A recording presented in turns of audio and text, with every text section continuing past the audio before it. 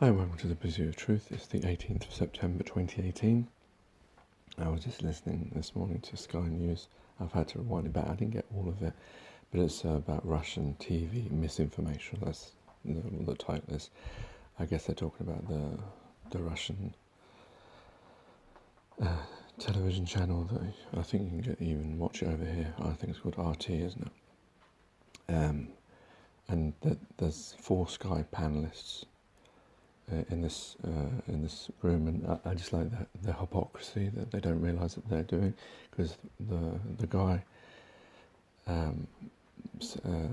says, oh, there was this interview and there was 4 Russian panelists and they were all like pro-Russia, and then there's these 4 panelists here in Sky News, they're all anti-Russian television. Well, they don't realise that they're doing exactly the same thing, and then they have this view that, oh, if you put Sky and BBC on, you'll get, a range of views. Yeah, you might well do, but we all know that all TV and all news does have its own slants and its own propaganda, especially, to the country that it's coming from. That everyone knows that, isn't it? If you put whichever country's news you put on, it's going to be pro that country, almost certainly, and anti certain other ones, and for no real reason. But here, you can hear it for yourself. Who's producing a programme for this. Plenty of support from amongst the nationalist community in Scotland. Compare Jeremy Corbyn appearing on Press TV, Iranian state television. Well, Do his supporters dislike him because of that? I think we need to point out why people should care. Apparently more than 500,000 people do tune in on a weekly basis, so it's not insignificant. We've been pointing this out for ages. But right here, in this studio, we have a balance of opinions across the week, across a month, across a year. You get a wide diversity of opinions. I tuned into Russia Today a couple of weeks ago just to see what was going on. There was a panel discussion on Syria.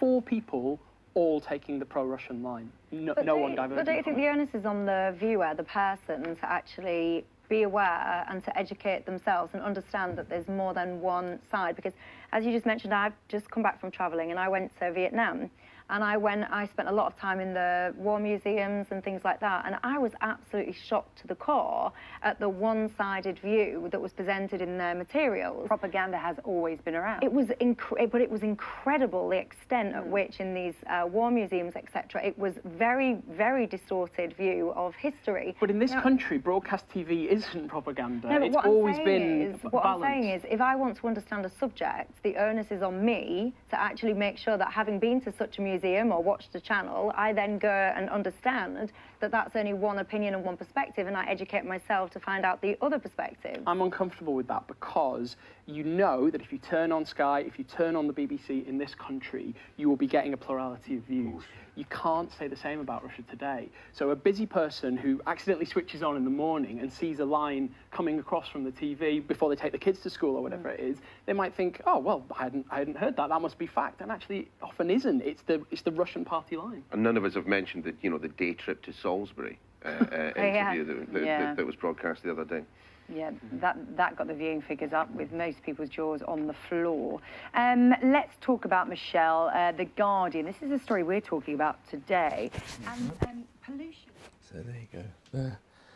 All 4 of them against it, except Michelle Dewberry. She was slightly more, common sense, that you should be discerning and check things, which is true about anything, but just the idea that putting on BBC and Sky and it's not propaganda, there's no propaganda there, and they don't realise that you go to, I'm sure if you go to the British Museum and you see things about the wall, it will be slanted more to the British side.